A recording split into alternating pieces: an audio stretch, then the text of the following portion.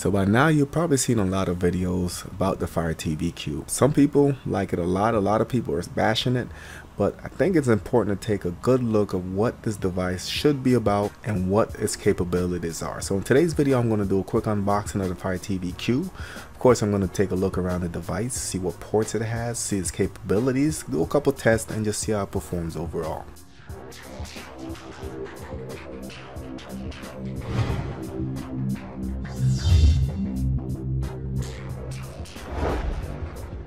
So what exactly is the Fire TV Cube? The way I look at it, it's basically an Echo Dot, which is a home automation system / speaker, and a Fire TV, which is a streaming device, put together in one, and it gives you the best of both worlds. On one end, the Echo Dot, you can use to control your smart plugs, your lights, door locks, whatever you pair it to. And while the Fire TV, you can stream 4K content, use the best of Amazon Prime, Netflix, Hulu, and other streaming services on your device. And not by coincidence, the Echo Dot is priced at $49 and the Fire TV is priced at $69. When you add those together, it's $119, which is exactly the price of the Fire TV Cube. So here's a quick comparison, guys. This is a Fire TV stick, Fire TV 3rd generation, and the new Fire TV Cube. So 4K Ultra HD supported, HDR10 supported. Does have far field voice for your TV and devices, both supported by the new Fire TV Cube. Alexa voice remote for all 3 devices. They're all quad-core processors. The Fire Stick is 1.3 gigahertz, and the Fire TV as well as the Fire TV Cube, both 1.5 gigahertz, guys. The Fire TV Cube is 16 gigs of internal storage, while the Fire Stick and Fire TV are 8 gigs, and Dolby Atmos, of course. They all have dual band Wi-Fi, and it says Ethernet support at the bottom. The Fire TV Cube comes with an actual adapter for your Ethernet. It says that this is not supported for the Fire Stick and Fire TV, but if you watch my videos, you know that there are ways and adapters that you can get to actually wire in your Fire TV and Fire Stick. Scroll down a little bit, some of the technical details. It is 3.4 by 3.4 by 3. Quad-core processor up to 1.5 gigahertz.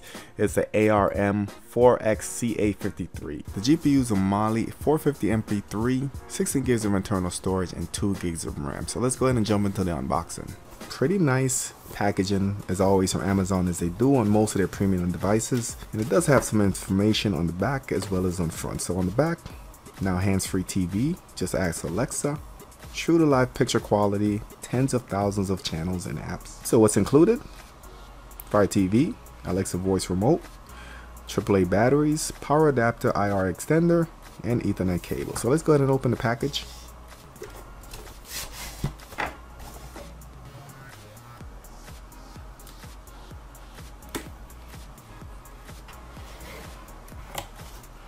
And here we are.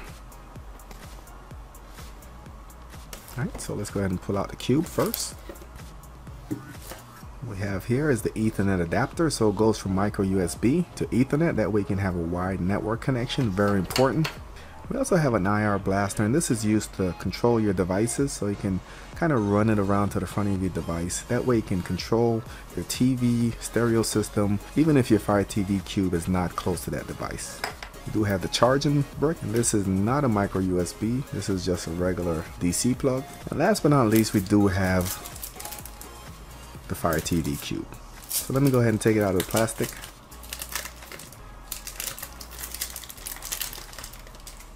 Alright, so first thing it tells you that Fire TV Cube placement unobstructed, facing where you sit, at least 1 foot away from speakers, not in closed cabinet. Quick start guide for information. So this is just a piece of plastic. We can go ahead and rip that off.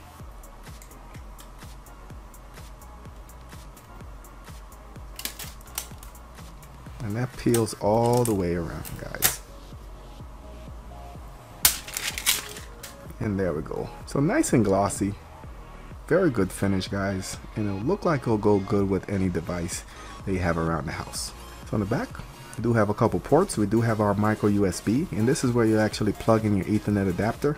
This is for your infrared blaster or RR blaster. Your HDMI cable was not provided in this package. Not sure why. And last but not least, you do have your plug-in for your power. On the bottom, look like we have some vents, and on the top we do have our standard echo buttons. So we do have the mute, and this is what you press if you don't want it listening to you. You have your volume down, volume up. You also have your menu button or enter for this device, and you'll notice that you have 8 pinholes right here, and these are your mics, guys. This has a nice range. Basically, you can listen from any direction, long range, and it should be good to go. So they included a lot of microphones in here, and this will pick up your voice from anywhere in the room. So pretty cool. So the setup was pretty straightforward on this device, guys. Super easy. When you first power on the device, you will be prompted to set up your remote. So all you have to do is just follow the instructions on the screen. Then you will be prompted to connect to your Wi-Fi network. Once you're connected to the Wi-Fi, you will be prompted to do a software update. This could take up to 15 minutes, guys, so be patient. So once the software update is done, you will be given a list of apps that you frequently use, streaming apps that you can go ahead and install directly from here. I went ahead and installed a couple of them that I know I have access to.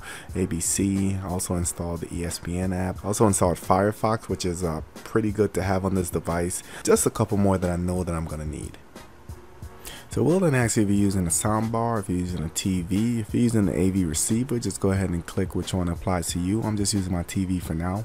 And now it will attempt to turn your TV off and turn it back on just to verify that everything's working properly. Turning your TV off. Alexa, turn on TV.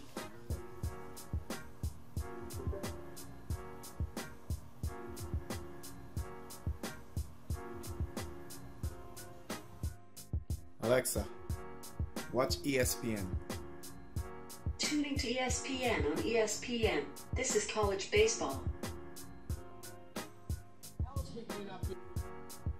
Alexa, scroll down. Alexa, play House of Cards on Netflix. Get it House of Cards from Netflix.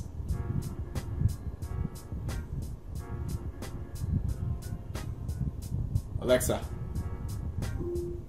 stop.